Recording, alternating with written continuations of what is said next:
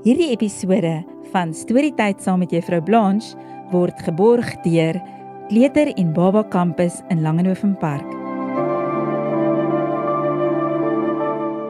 Hallo en welkom by nog 'n episode van Storytyd saam met Juffrou Blanche.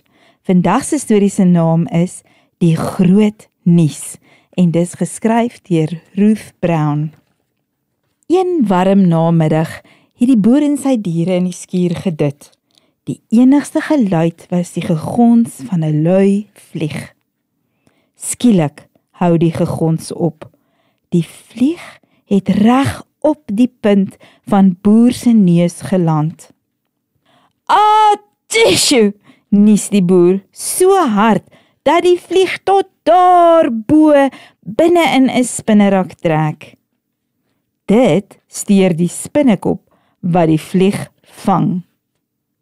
En dit maak die mossie wakker wat die spinnekop jaag. Dit laat weer die kat wakker word wat die arme voël bespring. Die hond word wakker en die rotte skrik. Hulle vlug uit die skuur, gejaag deur die hond, wat die verskrikte henne van hulle stellasie af laat fladder. O, aarde, dit lyk vir my omtrent na 'n deurmekaarspel. En dit maak dat die arme donkie benoud agterop skop. Wat op aarde het jy aangevang? Gil die boer se vrou. Niks nie, my skat, antwoord die boer. Ek het net genies.